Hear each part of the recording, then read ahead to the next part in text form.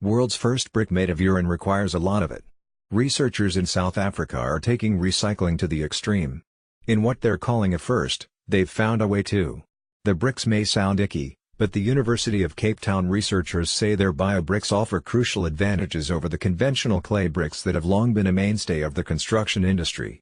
In addition to making use of urine that otherwise would end up in waste processing plants, the bio-brick making process generates nitrogen and phosphorus, which can be used to make fertilizer.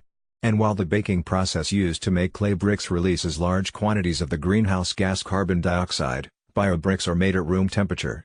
My research work focuses on, Dylan Randall, a senior lecturer in water quality engineering at the university, said in a recent interview. Some things we discard, like urine, can actually be converted into a useful resource, as this work has shown. To make the bio-bricks, the researchers first collected urine using a special installed in a bathroom at the university. Then they took the liquid left over after the fertilizer was removed and mixed it with sand and a strain of bacteria that produces an enzyme called urease.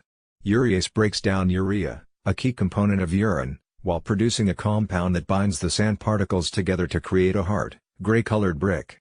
Suzanne Lambert, a master's student at the university and one of the bio-bricks developers, likened the process to the one marine organisms use too. It's how biology has been building structures for millions of years, she said. It takes the bio-brick mixture about a week to harden into its final shape, whether it's a cylinder or a traditional rectangle. The bio-bricks are said to pose no health risks, and while initially they give off a strong ammonia smell, the odor typically dissipates within a few days. By varying the molds used to form the bricks and the length of time the chemical process is allowed to continue, the researchers are able to produce bricks in various shapes and strengths.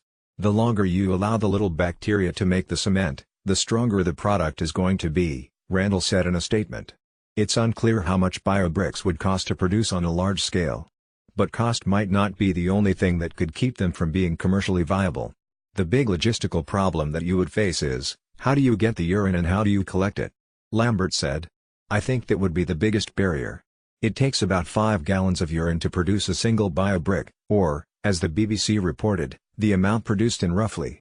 But John Locke, a New York City-based architect who has praised the bio-bricks as an example of new building materials and new methods of construction. We need to rethink what buildings are made out of, and expand what we think is possible, Locke said. Follow NBC News Makhan, and